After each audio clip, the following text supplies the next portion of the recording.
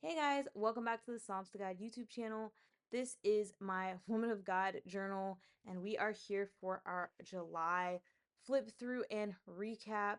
This is what the front page ended up looking like after I filled everything out. And let's just jump straight into it. All of the pages and the notes that I've taken will eventually show up on my website, on the blog.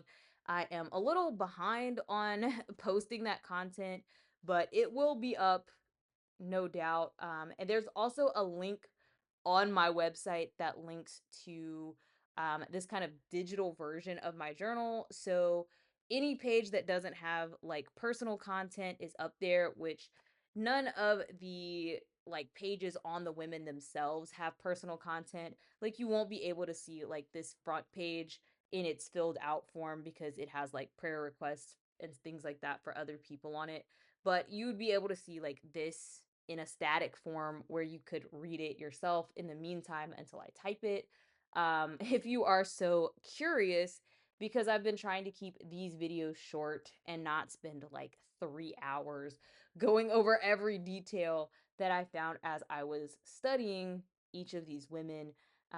Just wanted to put that out there. For those who are curious, the links will be in the description box. But yes, the first woman that I studied was the woman with the issue of blood. And as you can tell, July was a summer theme.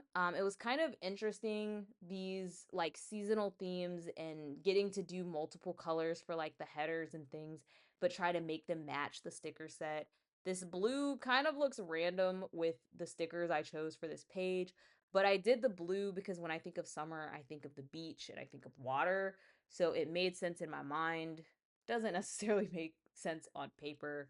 Um, and it's very opposite of like the woman with the issue of blood. You'd have thought I'd have done that in red, but I was also struggling with my own issues when I studied the woman of, with the issue of blood, which made it all the more personal. But I really didn't want to see red at that moment. So that was the first week in July. The second week in July, I studied the two harlots.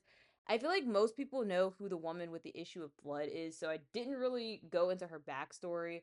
But for those who are not, firsthand remembering who the two harlots are, they were two women who lived together that were prostitutes, that both had kids around the same time, and one of the children died. The woman whose child died tried to say that it was the other woman's child and tried to take the other woman's child. And so they got into like this argument and took it to Solomon. And Solomon says, sure, what we'll do is we'll cut the baby in half, and one of you can have half of the baby and the other one can have the other half. And the woman whose child had died was like, yeah, sure, that works. And the woman who that was really her baby was like, absolutely not. She can have the baby. And then Solomon was like, clearly that's the mother, give the baby to her. And that was the end of the matter. There's so much in this. I have always thought that it was horrible that someone said, yeah, sure, split a baby in half. But reading it through it and like actually writing out my questions and things, I was kind of like, who would say that? Even if it's not your child, like, who would actually be okay with splitting a baby in half? And I just had so many questions about, I mean, I'm pretty sure the last time I read this, I was very, very young, but like as a more adult reader, thinking about the lifestyle that goes along with prostitution and things, I was like, I'm not really sure. Like I think it was more than just the baby died and more than just she was trying to take the other woman's baby, but like maybe she was really an unfit mother on a lot of other levels. Like maybe she was on some drugs. Like this just sounds really intense. Um but I also found a lot of like spiritual meaning behind it if you turn them into symbols and you think of like the woman as a church and two women fighting over like a congregation, and one church being willing to sacrifice everything to gain stuff, whereas another church is like, no, the soul is more important. Um, just like a lot of different things that I started to research and to get into. So it was actually a really fun study. It really got deeper than I thought it would for what it was and for how short the passage is.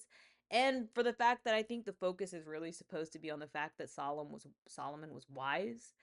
um, the next woman I ended up studying was the widow in Second Kings chapter 4. I shorthand called her the widow with a debt. She owes, well, actually, her husband owed some people money, and after he died, she could not pay them. They wanted to come and take her children away from her. So she goes to Elisha, and Elisha tells her, he's like, well, what do you have?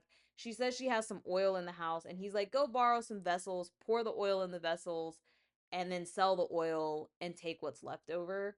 And she ends up experiencing this miracle of tons and tons of oil being poured out, and it just kind of overflowing, and she's able to pay off all of her debts with that money that she makes off of it. And so this has always been a really profound story to me, because one of the things is like, she's using what she has, but also like Elisha doesn't tell her to go ask her neighbors for money. He asks for like vessels. And it's just an interesting concept on like, when you're in need, what is our responsibility to our neighbor? What is our responsibility to ourselves? Like, he didn't just make the debt magically go away. She still had to pay the debt. The creditor or the collector still got what they were owed.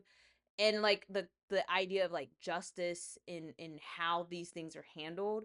So that's what I was dwelling on a lot, thinking in this, and trying to figure out some stuff concerning that. The next week, the last week in July, I studied the widows of Zarephath and Nain. Yes, Zarephath and Nain. Um, these two I actually wasn't as familiar with when I looked them up. One is talked about in First Kings 17 and the other in Luke 7. It's really interesting. I'm not sure why I put them together. When I found a list of women, they were like merged together as though it was the same person or as though they were related to each other. And in some ways they are, but in a lot of ways they're not. Anyway, the widow of Zarephath, she lives during the time of a famine that Elijah has called upon the people. But Elijah ends up going to stay with her and asking for food. And she gives him food even though they're in a famine and she doesn't have a lot of food. Then her son dies, and Elijah resurrects him from the dead. The widow of Nain is found in Luke 7.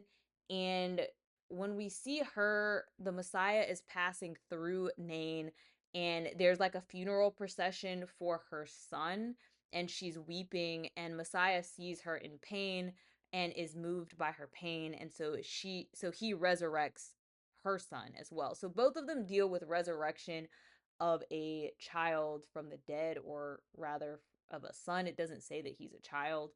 Um, but other than that, they're not exactly related, but I went ahead and did the study for both of them, and I did find some parallels, and kind of dig into some stuff about like their resurrections. And like, I more so compared the story in Luke with the story of Lazarus being resurrected and Messiah feeling compassion for Mary and Martha. And I think it's an interesting contrast, because with Mary and Martha, he knew them and he knew Lazarus, and he was, quote unquote, in relation with them or in relationship with them. Whereas the widow of Nain, he didn't know her. He just saw her and saw that she was in pain. And I think it's a testimony for us that he sees our pain, whether we are close to him or whether we are first meeting him or haven't even met him yet. And I thought that was just a beautiful thing to call out and to dwell on. But that brings us to the end of the month, and of course into my July reflections, which I really just went over that as I went through it. And now we're in August, and so I've started the month of August. My camera kind of cut out as I was filming me creating this page, so I figured I would still show it at the end of this video so you guys can see what the final page turned out to look like.